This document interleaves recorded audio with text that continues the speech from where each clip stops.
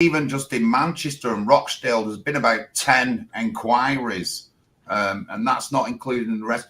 We've got evidence. There is evidence now to arrest people and charge them with offences. Would you be all right arresting them people and charging them with offences before there's any kind of inquiry done or anything like that?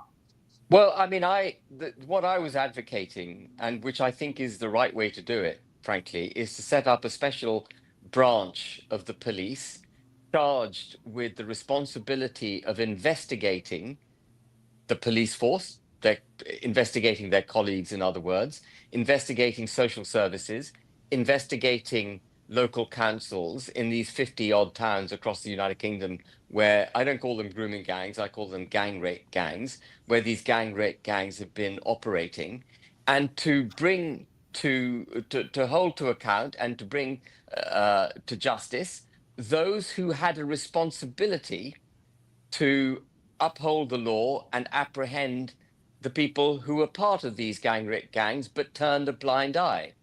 And of course, the seriousness of the crimes committed will vary between the various groups of people involved. But I think there should be arrests made of police officers who turned a blind eye to the gang rapes deserve to be arrested. And people in social services who are aware of the gang rapes deserve to be arrested. So whilst a national inquiry, if it were genuinely tasked with investigating the not just how these gang rapes occurred, but how it was that there was a systemic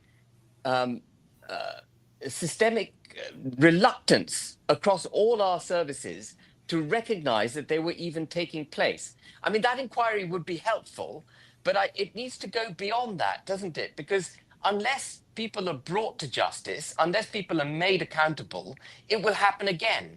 And the J report, which everyone wants to bang the drum about, the J report says on page 13 that actually all the evidence presented to the committee that was charged with investigating the grooming gangs, as they call them in the J report, all that evidence was devoid of ethnic makeup.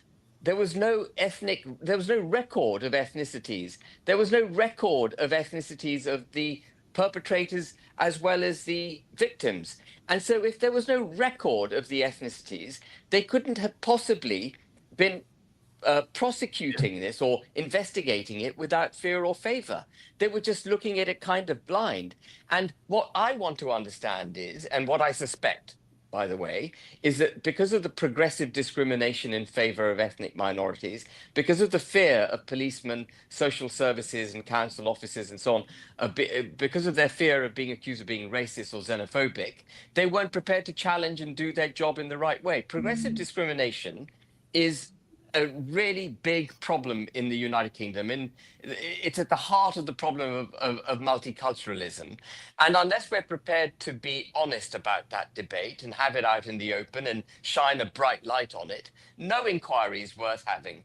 But as I say, I would like to go one step further and have the powers of arrest, investigation and arrest. If people have committed crimes, become accomplices to the gang rape gangs by not doing their jobs, they should be held to account.